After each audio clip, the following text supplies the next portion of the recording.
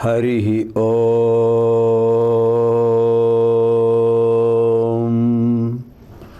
శ్రీ గురుభ్యో నమః. అంతరాయతిమిరోపశాంతయే శాంతపావనమచింత్య వైభవం తం నరం వపుషి కుంజరం ముఖే మన్మహే కిమపి తుందిలం మహః. యా కుందేందుతుషారహారధవళా యా శుభ్రవస్త్రావృతా యా వీణావరదండమండితకరా యా శ్వేతపద్మాసనా యా బ్రహ్మాచ్యుతశంకరప్రభృతిభిः దేవైः సదా పూజితా సా మాం పాతు సరస్వతీ భగవతి నిశ్శేషజాడ్యాపహ.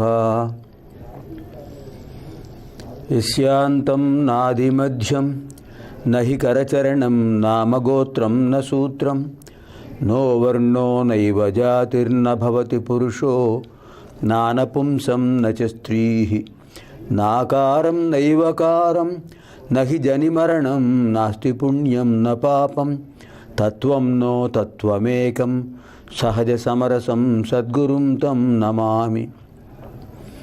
వ్యాసం వసిష్ఠనప్తారం శక్తేః పౌత్రమకల్మషం పరాశరాత్మజం వందే శుకతాతం తపోనిధిం. శృతిస్మృతిపురాణానాం ఆలయం కరుణాలయం నమామి భగవత్పాదం శంకరం లోకశంకరం.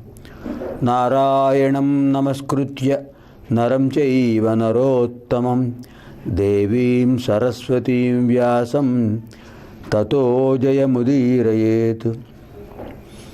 అష్టాదశ పురాణేషు వ్యాసస్య వచనద్వయం పరోపకారః పుణ్యాయ పాపాయ పరపీడనం. మద్వయం భద్వయం చైవ భ్రత్రయం వచతుష్టయం అనాపలింగకూస్కాని పురాణాని పృథక్ పృథక్. ఓం ప్రసార మాధ్యమ ద్వారా ప్రసారీకృత అష్టాదశ మహాపురాణ అంతర్గత శ్రీ మత్స్య మహాపురాణ ప్రవచన కార్యక్రమాయ సర్వేభ్యః సందర్శక మహాశయేభ్యః సంస్కృత భాషా జిజ్ఞాసుభ్యశ్చ శుభస్వాగతం. యవ్వనిచే జనించు జగము యవ్వని లోపల నుండు లీనమై యవ్వనియందుడిందు పరమేశ్వరుడెవ్వడు మూల కారణం బెవ్వడు అనాది మధ్యలయుడెవ్వడు సర్వము తానయైన వాడెవ్వడు వాని నాత్మభవు ఈశ్వరునే శరణంబు వేడెదన్. తల్లి నిన్ను దలంచి పుస్తకము చేతన్బూనితిన్ నీవు నా యుల్లంబందున నిల్చి జృంభణముగానుక్తుల్ సుశబ్దంబు శోభిల్లంబల్కుము నాదు వాక్కునను సంప్రీతిన్ జగన్మోహిని ఫుల్లాబ్జాక్షి సరస్వతి భగవతి పూర్ణేందు బింబాననా. పఠామి సంస్కృతం నిత్యం వదామి సంస్కృతం సదా ధ్యాయామి సంస్కృతం సమ్యక్ వందే సంస్కృతమాతరం. సంస్కృతస్య ప్రసారాయ నైజం సర్వం దదామ్యహం సంస్కృతస్య సదా భక్తో వందే సంస్కృతమాతరం. సంస్కృతస్య కృతే జీవన్ సంస్కృతస్య కృతే యజన్ ఆత్మానమాహుతం మన్యే వందే సంస్కృతమాతరం. పాణినిం సూత్రకారం చ భాష్యకారం పతంజలిం వాక్యకారం వరరుచిం ప్రణతోస్మి మునిత్రయం. హ్యః కార్యక్రమే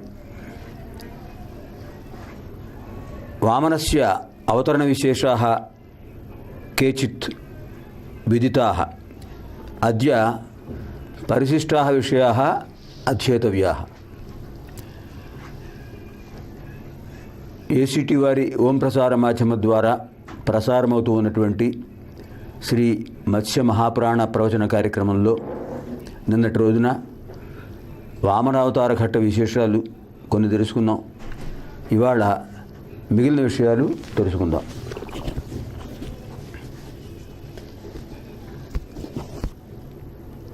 ముల్లోకాలలోని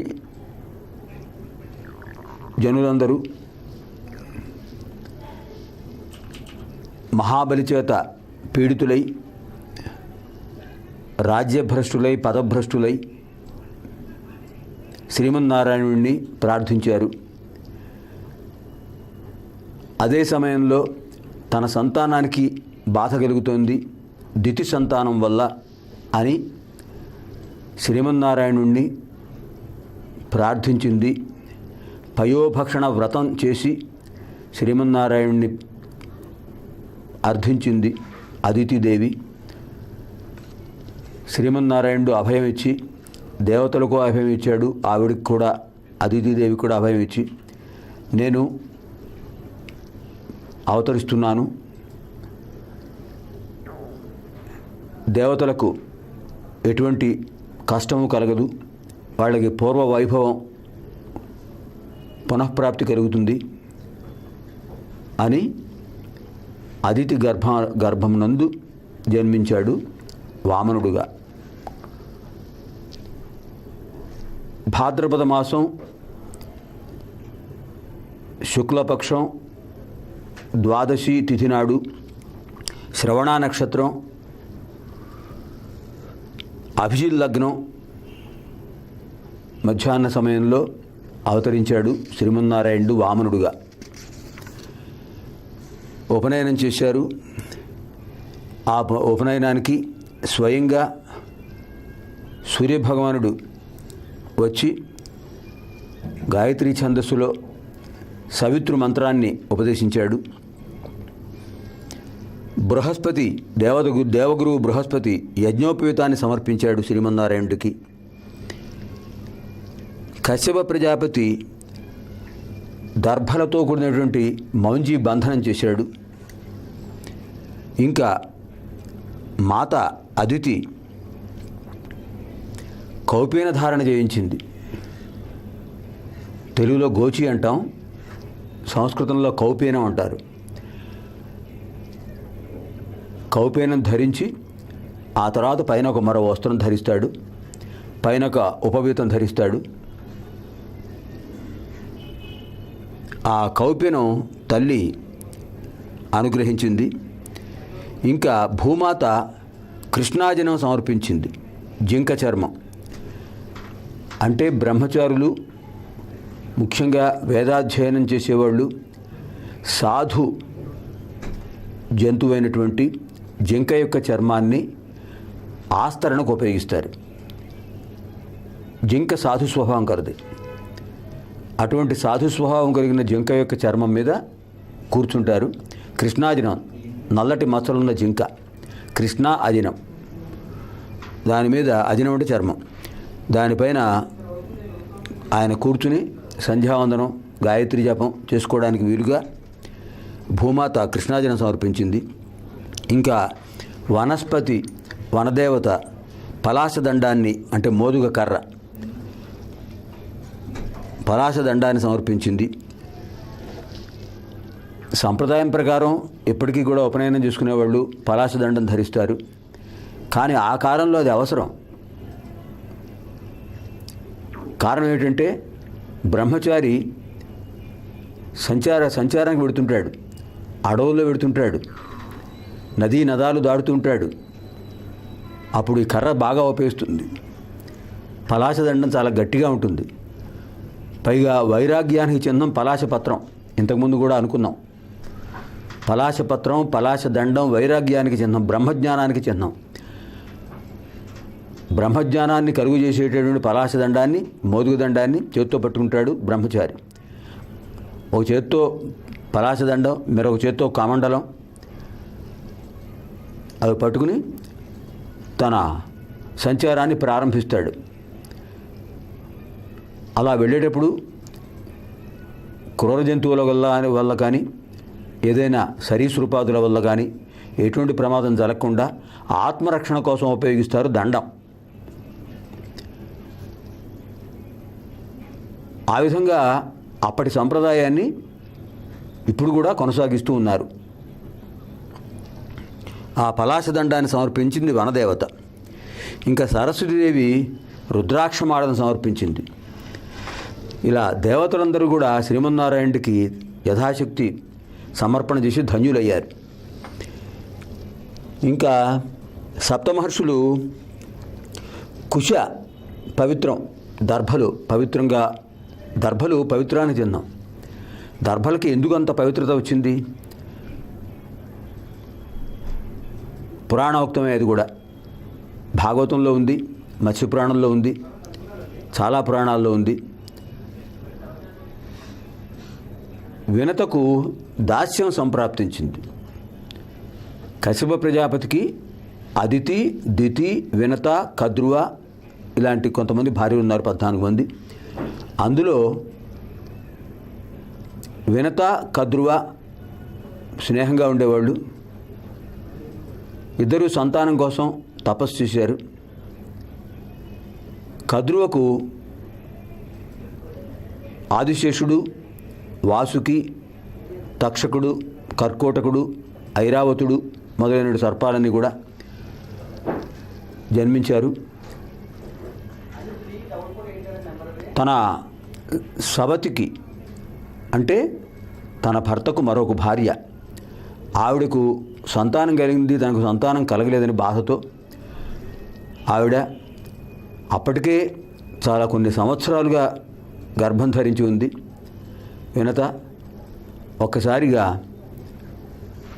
ఆ గర్భాన్ని కొంచెం బాధతో కొట్టుకుంది. దాంతో ఊరువులు లేనివాడై జన్మించాడు పుత్రుడు. తొడల నుంచి భాగం లేదు, తొడలు, ముంగాళ్ళు, కాళ్ళు లేవు. ఊరు నవిద్యేతే యశస అనూరుహు. ఈ విషయం ఇంతకుముందు చెప్పుకున్నాం, మరోసారి గుర్తు చేసుకుంటున్నాం. ఆ విధంగా అనూరుడు జన్మించాడు. అనూరుడు జన్మించి తనకు వికలాంగత్వం కలిగించిన కారణంగా ఆవిడే కొంత కారకురాలు కనుక, ఎందుకంటే ఆవిడ మరికొంతకాలం నిరీక్షించినట్లయితే సంపూర్ణంగా అతను అవయవాలతో జన్మించేవాడు. అతనికి వికలాంగత్వం ఉండేది కాదు. తన వికలాంగత్వానికి తల్లి కారణం అనే భావంతో తల్లికి దాస్యం కలుగుతుందని చెప్పించాడు. తర్వాత మరికొంతకాలానికి అనూరుడు బ్రహ్మదేవుడి గురించి తపస్సు చేసి తపఫలితంగా సూర్యుడికి రథసారథి అయ్యాడు. మళ్ళీ గర్భం ధరించింది. ఈసారి ఆవిడ తొందరపడలేదు, సంపూర్ణంగా గర్భాన్ని ధరించింది, గర్భ పోషణ చేసుకుంది. అప్పుడు జన్మించిన వాడు గరుత్మంతుడు. ఆయన కూడా తన తండ్రి కశ్యప ప్రజాపతి యొక్క ఆదేశంతో తపస్సు చేసి విష్ణుమూర్తికి వాహనం అయ్యాడు. అమృతమథనం అయింది, అమృతం ఉద్భవించింది.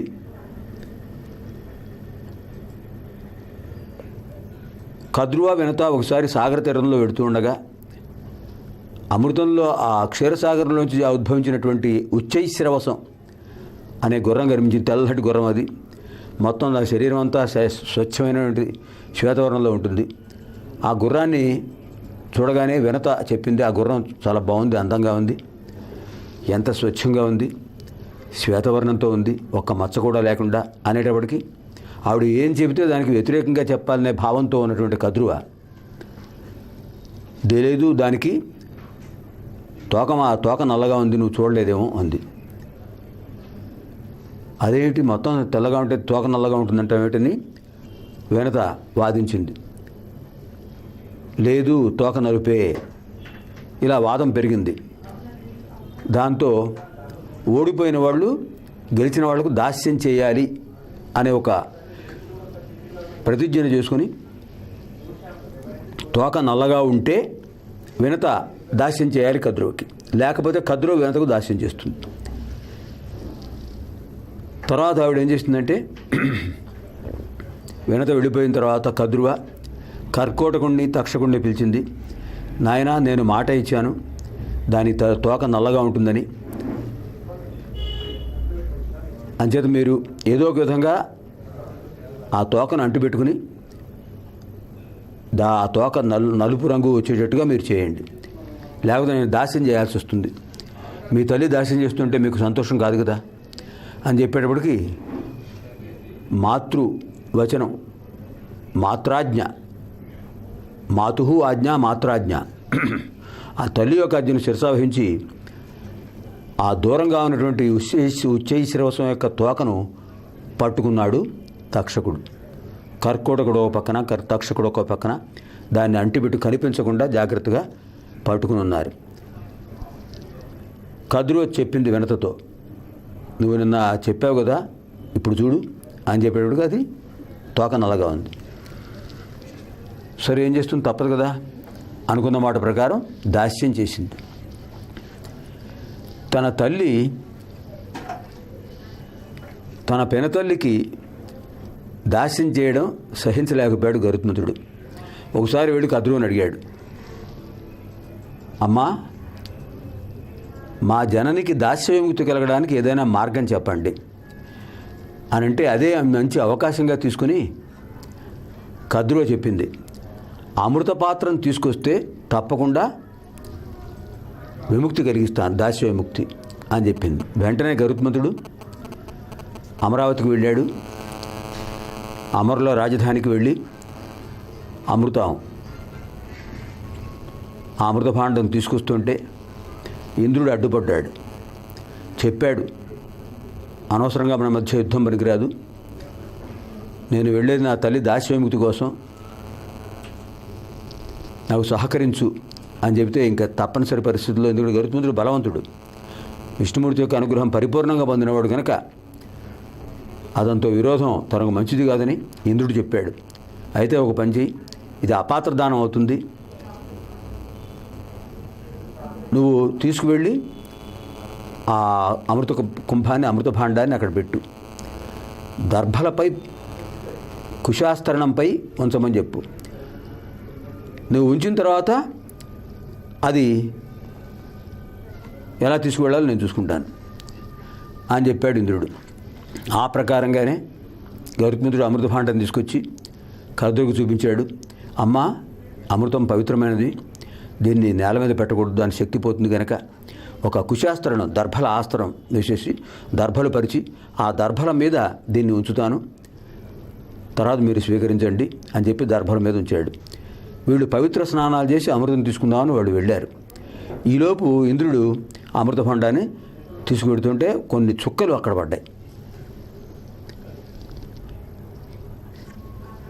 వచ్చేటప్పటికి కద్రువ తన సంతానంతో వచ్చింది, అమృతభాండం కనిపించలేదు, చాలా బాధపడింది. అనుకున్న ఇప్పుడు అది తన తప్పే, అక్కడ ఎవరో ఒకళ్ళు ఉండి దాన్ని రక్షిస్తూ ఉంటే బాగుండేది. అటు వినతకు దాస్యవిముక్తి అయిపోయింది, తను మాత్రం అమృతభాండం దక్కించుకోలేకపోయింది. అప్పుడు తక్షకుడు, కర్కోటకుడు వాళ్ళు ఏం చేశారంటే, కొంచెమైనా, కొన్ని చుక్కలైనా, కొంత స్పర్శ అయినా ఉంటుంది కనుక అదైనా మనకు దక్కుతుందని చెప్పి నాలికతో ఆ కుశ యొక్క అగ్రభాగాల్ని రాచారు. అమృతపానం కోసం, ఆ అమృత బిందువులను స్వీకరించడం కోసం నాలికతో రుద్దారు, నాలికతో నాకారు. ఆ నాకడంతో దర్భలు అగ్రభాగాల్లో, పైభాగాల్లో కొంచెం గరుకుగా ఉంటుంది. వీడు తొందరపడి కొంచెం వేగంగా దాన్ని నాకడంతో నాలుక చీలిందిట. అప్పటి నుంచి సర్పాలు ద్విజిహ్వులు, రెండు నాలుకలు కలవాళ్ళు, నాలుక చీలింది కనుక రెండు నాలుకలు కలవాళ్ళు అయ్యారు. అది కుశ, అప్పటి నుంచి కుశలకు కూడా అంత పవిత్రత వచ్చింది. ఎందుకంటే అమృత భాండాన్ని వాటిపై ఉంచినందుకు కుశలకు అంత పవిత్రత కలిగింది.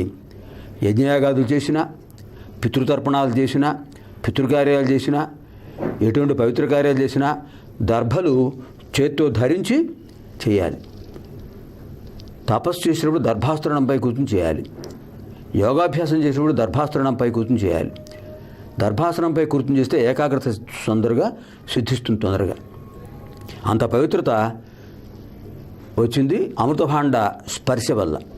అటువంటి దర్భలను ఇచ్చినటువంటి మహానుభావులు సప్తర్షులు, సప్తమహర్షులు. ఆ తర్వాత భిక్షాపాత్ర ఇచ్చాడు కుబేరుడు. కుబేరుడు ధనాధిపతి కుబేరుడు స్వామికి సమర్పించుకున్నాడు భిక్షాపాత్రను. ఈ విధంగా అందరూ కూడా ఎవరికి తోచింది వాళ్ళు ఇచ్చారు. మొట్టమొదటి భిక్ష తల్లి దగ్గర స్వీకరించాడు. తర్వాత అన్నపూర్ణాదేవి భిక్ష ఇచ్చిందిట ఆయనకు. రెండవ భిక్ష, మొదటి భిక్ష తల్లి అదితిదేవి సమర్పించింది. రెండవ భిక్ష అన్నపూర్ణాదేవి ఆ భిక్ష సమర్పించి ఆవిడ తను ధన్యురాలైంది. ఆ విధంగా ఉపనయన కార్యక్రమం అయిపోయింది. సంచారానికి బయలుదేరుతున్నాడు. అక్కడ కొంతమంది వటువులు ఉన్నారు. ఆ వటువులతో ఇంకా కొంతమంది విప్రులు కూడా ఉన్నారు. ఆ విప్రులందరితోనూ చెప్పాడు, నాయనా, దానం చేసేవాళ్ళు చాలా గొప్పవాళ్ళు. వటువులం మనం దాన స్వీకరణానికి వెళ్ళాలి.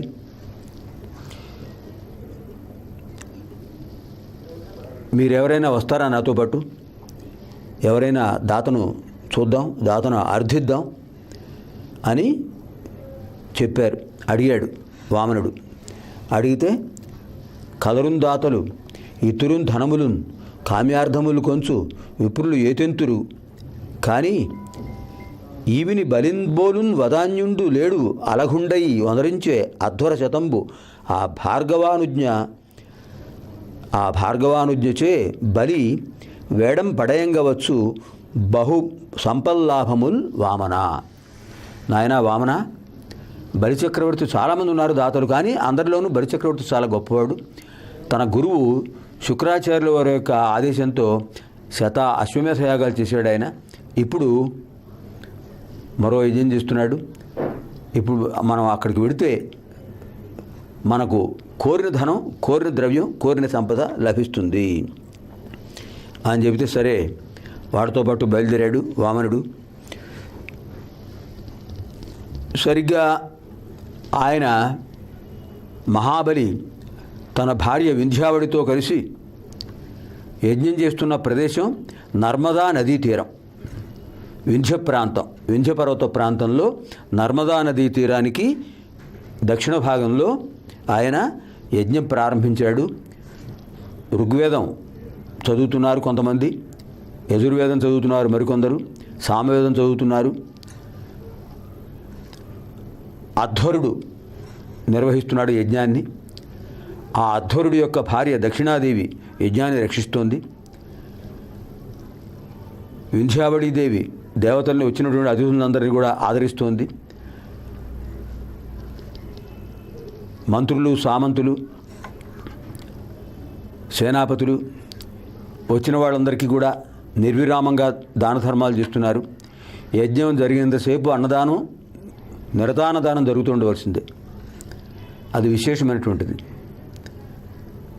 ఇక్కడ మరొక విషయం మనం తప్పకుండా చెప్పుకోవాల్సిన విషయం ఏంటంటే, అన్ని దానములలో అన్నదానము మిన్న. ఏ దానం చేసినా సంతృప్తి పూర్తిగా ఇంకా ఇస్తే బాగుండు అనిపిస్తుంది. కానీ అన్నదానంతో కలిగే సంతృప్తి మరో దానంతో రాదు. కనుకనే మనం ఏ పర్వదినం వచ్చినా, ఏ కార్యక్రమం జరిగినా, ఎటువంటి యజ్ఞయాగాలు చేసినా చివర పూర్ణాహుతి రోజున సంపూర్ణంగా అన్నదానం చేస్తాం, నారాయణ సేవ చేస్తాం. మొన్ననే ఇటీవలనే మనం పూర్తి చేసుకున్నాం.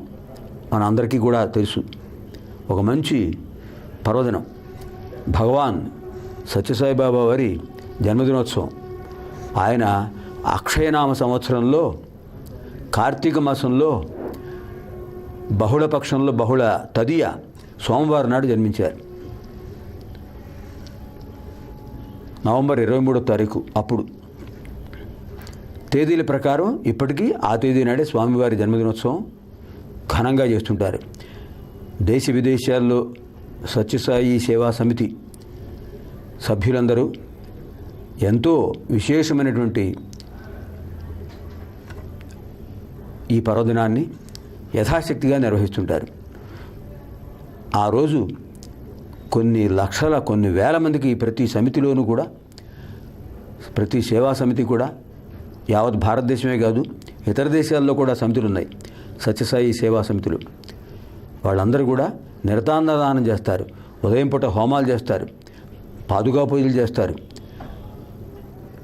తర్వాత అన్నదానం చేస్తారు, వస్త్రదానం చేస్తారు. దానం చేయడం ఎంత గొప్పదో మనం తెలుసుకున్నాం. అదాన దోషేణ భవేద్దరిద్ర, దారిద్ర్య దోషేణ కరోతి పాపం, పాపాదవశ్యం నరకం ప్రయాతి, పునర్దరిద్ర పునరేవ పాపి. ఇది శాస్త్రవచనం. అదాన దోషేణ భవేద్దరిద్ర, దానం చెయ్యకపోతే వచ్చిన దోషం వల్ల దరిద్రుడవుతాడు. దారిద్ర్య దోషేణ కరోతి పాపం, ఈ దారిద్ర్యాన్ని పోగొట్టుకోవాలంటే వాడు ఏదో ఒక ఆ దారిద్ర్య బాధ, పేదరికం బాధ పడలేక ఏదో పాపం దోషం చేస్తూ ఉంటాడు. పాపాదవశ్యం నరకం ప్రయాతి, ఈ పాపం వల్ల అవశ్యం తప్పనిసరిగా నరకం ప్రయాతి, మరో మార్గం లేదు, అక్కడికి వెళ్ళవలసిందే. నరాన్ కాయతే ఇది నరకం, నరాన్ కాయతే ఇది నరకం. నరులను, మానవులను పీడించేది, బాధించేది, వాళ్లకు పాప ఫలితాన్ని అనుభవింపజేసేది కనుక నరకం అంటారు. నరాన్ కాయతి ఇది నరకం. అటువంటి బాధలు కలుగుతాయి నరకం వల్ల. మళ్ళీ ఆ ఫలితాన్ని, నరక బాధల నుంచి మళ్ళీ ఏం చేస్తాడు? మళ్ళీ దరిద్రుడిగా పుడుతున్నాడు. పునర్దరిద్ర పునరేవ పాపి, పునరపి జననం పునరపి మరణం పునరపి జనని జఠరేశయనం. ఈ విధంగా మళ్ళీ దరిద్రుడు, మళ్ళీ నరకానికి వెడతాడు, మళ్ళీ దరిద్రుడై పుడతాడు. అంతటికీ పరిష్కారం ఒక్కటే, దానం దానం దానం. ఏతే విశేషాః శ్వః పునరారంభం కరవామహై, పునర్మిలామः శ్వః కార్యక్రమే. ధర్మస్య జయోస్తు అధర్మస్య నాశోస్తు, ప్రాణిషు సద్భావనాస్తు, విశ్వస్య కళ్యాణమస్తు. దివ్యాం భవ్యాం సుబోధాం చ శుద్ధాం అర్థప్రదాయినీం జననీం బహుభాషాణాం వందే గీర్వాణ భారతీం. అసతో మా సద్గమయ తమసో మా జ్యోతిర్గమయ, మృత్యోర్మా అమృతం గమయ. ఓం శాంతి శాంతి శాంతి. స్వస్తి.